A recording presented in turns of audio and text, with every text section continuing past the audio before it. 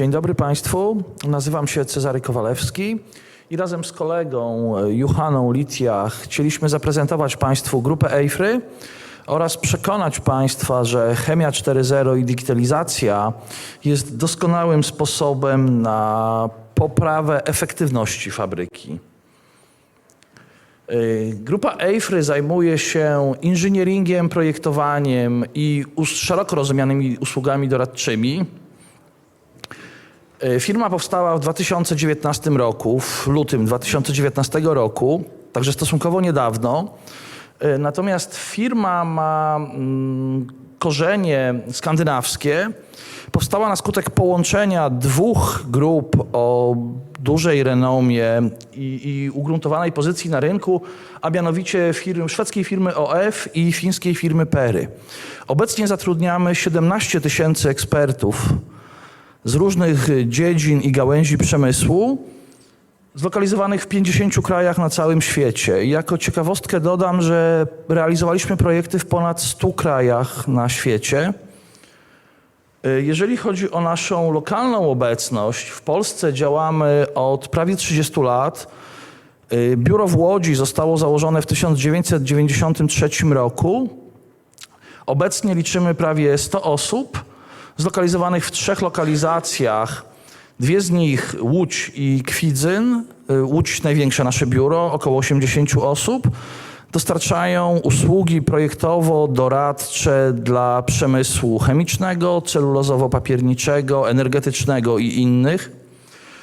Wielobranżowe usługi projektowe. Natomiast biuro poznańskie zajmuje się infrastrukturą, głównie projektując drogi. To tyle słowem wstępu. Teraz Juhana przedstawi Państwu naszą wizję cyfrowej fabryki. Juhana, the floor is yours. Thank you, Cesare. I'm delighted to be here and have this opportunity to discuss about the Chemistry 4.0 and our experiences and perspective to that. I represent those 17,000 experts that we have in our global organization who are able to then support the clients wherever they are in the world. I have personally been working with the clients from New Zealand to Chile and then from Norway to South Africa, so having quite a bit global reach there. Altogether, we have 2,000 experts focusing exclusively on industrial digitalization, helping clients in their manufacturing plants to digitalize their operations, as well as to help companies to digitalize the whole value chains. And then in the process industry area, we have 3,500 experts who are on a daily basis focusing on the technology and operational development with our clients across the different sectors within the process industry area. My name is Juhana Litja, and I've been working for EIFRY for a little bit over 20 years.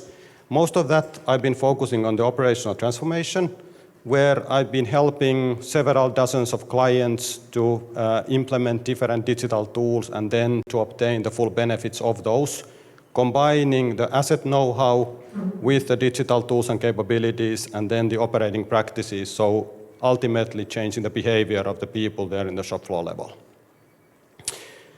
But today, I'll be focusing on discussing about the Chemistry 4.0 and what does that mean to us. So basically, we start from the 6 design principles that we have in the methodology. So the interoperability, the IT-OT ET integration, the real-time capability, decentralization, virtualization, and cybernetics. The common theme within all these is data and interoperability.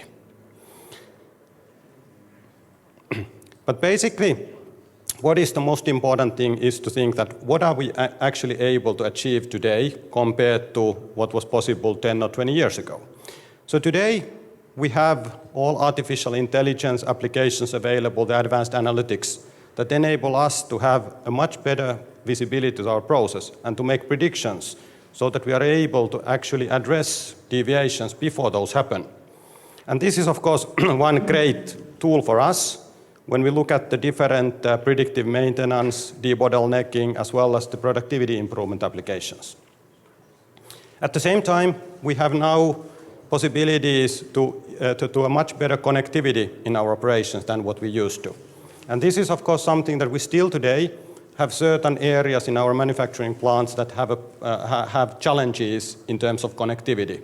However, now the new 5G technologies are going to address those also. So we should be in an environment that we are actually able to connect our whole operations across the plant. And this, of course, then provides us different opportunities to develop various applications that will support us in those shop floor level operations all the way to the plant management. We also have today possibility to develop virtual control rooms. What happened? All right, okay, it's just that. All right, so we are able to develop virtual control rooms. So basically, we have today capability for operating our manufacturing plants remotely. And that is something that it can mean that we centralize controls within the manufacturing plant, or even that we actually establish control rooms outside of the mill fence or the plant fence. And this is something that one of the great examples of this is that we have developed together with the Swedish authorities a remote air traffic control system for the small Swedish airports. So basically this has been today centralized in Sundsvall, where they are then providing the air traffic control services for all small municipal airports in Sweden.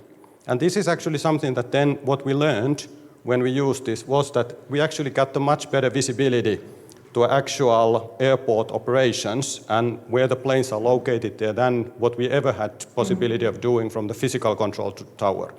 And that is basically possible then with the new technologies, because now we are able to see through the fog, which we are not able to see from that physical tower. So there are then also things that we learn on the go, but this is something that was primarily driven by the cost efficiency initially, but then we actually learned that there were other benefits that we were able to capture by changing these. But ultimately then what we are able to do is that we are able to develop these virtual sites. So using the 3D technologies, using the photogrammetry, we're able to develop the models of the sites that enable us to be on site while being elsewhere. And this is of course a great advantage. It enables us to provide central support, expert support, for example, from the headquarters to the manufacturing facilities. So one expert can actually provide a service to multiple sites. But then also it enables us to provide a much better visibility to our contractors, to our partners, to what the actual environment looks like throughout any planning phase that we have for any upgrade, any work that we want the contractors to do. So this is something that is a great improvement, and we are now today seeing this kind of a Google Street View type of models of manufacturing sites.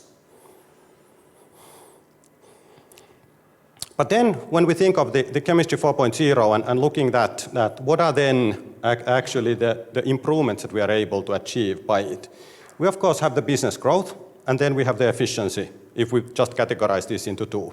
I will be today focusing more on the efficiency, but I will then at the end also touch a little bit on the business growth, but the primary focus that I'll be discussing today is the efficiency side.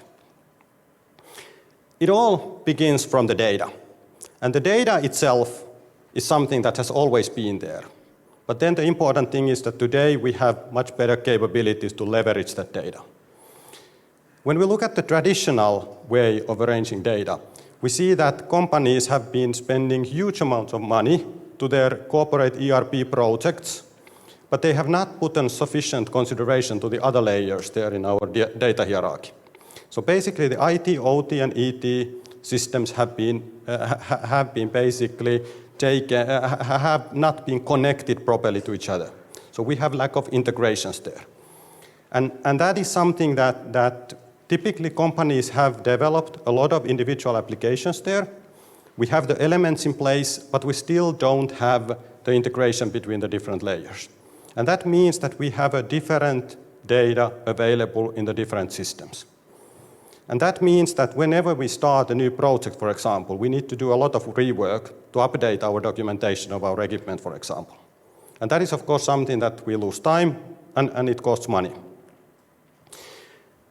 What is today's way of arranging this is that we basically integrate all these layers in a so-called single source of truth, which enables us to have the always up-to-date information in all of our systems.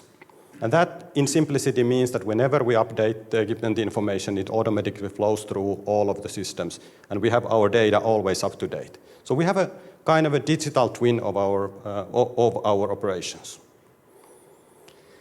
But what are then the benefits of this kind of a single source of truth? Basically, we have benefits in the engineering stage, which are largely deriving from the earlier startup, regardless of the type of the investment that we are doing, whether it's a greenfield or whether it's a rebuild. We then also have opportunities to capture benefits in the operations as well as in the maintenance, which are largely deriving from the efficiency and the productivity gains.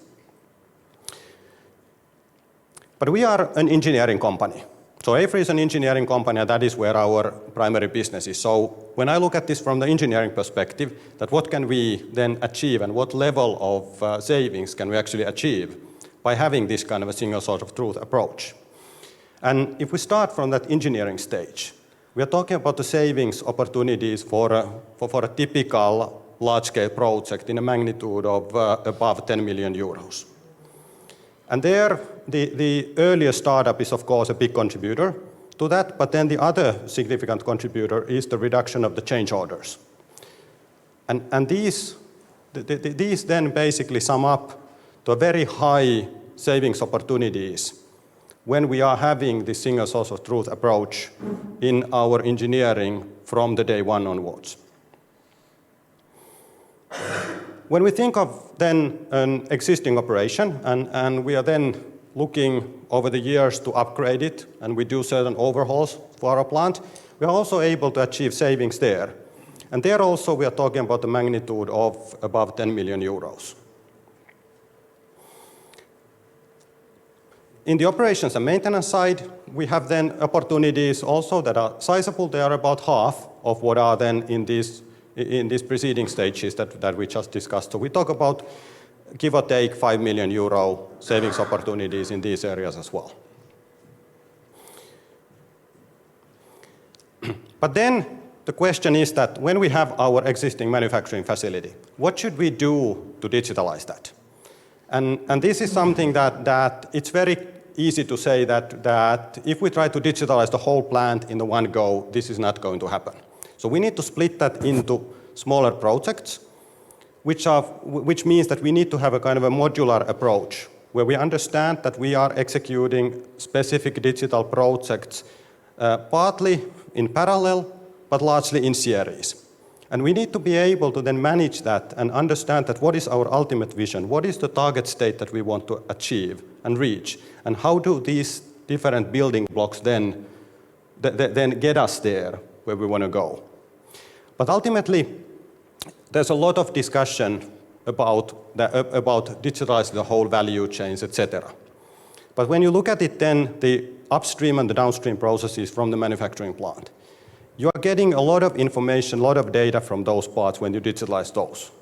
But if your manufacturing plant is not digitalized, you are not able to exploit that information. And that is why it is key that you actually start your digitalization journey from the manufacturing plant. Because there you are able to make the biggest benefits then out of those capabilities that you have in the upstream and downstream processes. But then I said that I'm going to discuss also a little bit about the business growth aspect. And we can see that if we look at that, what are the 8 biggest opportunity areas for the Chemistry 4.0? There we know that ultimately the biggest opportunity we will have in the new business models. However, the new business models become relevant only after we have sufficiently digitalized our operations. But there is ultimately the biggest beef, so to say, available. However, when we look at then, beside the digital plant, the other areas that we can benefit from the digitalization, those include our R&D operations, the supply chain, the augmented workforce, customer interaction, circular economy, as well as the value chain collaboration. And there, if you look at, for example, only the augmented workforce, there we are talking about, in a global scale, an opportunities of around $100 billion. In the supply chain area, we are talking about half of that. So the opportunities on the industry scale globally are huge. However, these become only possible then once we have digitalized our plant sufficiently. Because ultimately that manufacturing plant and digitalizing that basically is the platform and the base for us for further digitalize different parts of our processes. But that was what I wanted to give us a brief overview to this topic, and I would then hand over for the closing words to Cesare. Thank you. Thank you, Juhana. Dziękuję Państwu za uwagę. Zapraszamy do naszego stanowiska piętro niżej, gdzie udzielimy bardziej obszernych wyjaśnień, gdzie odpowiemy na wszystkie potencjalne pytania. Zachęcamy do kontaktu z nami lokalnie. Dane kontaktowe są podane w prezentacji również piętro poniżej. Przypominam, że dzięki nam, dzięki naszemu pośrednictwu uzyskujecie Państwo dostęp do 17 000 ekspertów na całym świecie z różnych dziedzin, z różnych gałęzi przemysłu, którzy naprawdę mogą pomóc w rozwiązaniu różnych problemów. Zachęcam do kontaktu, zachęcam do skorzystania z naszych usług. Jeszcze raz dziękuję za uwagę.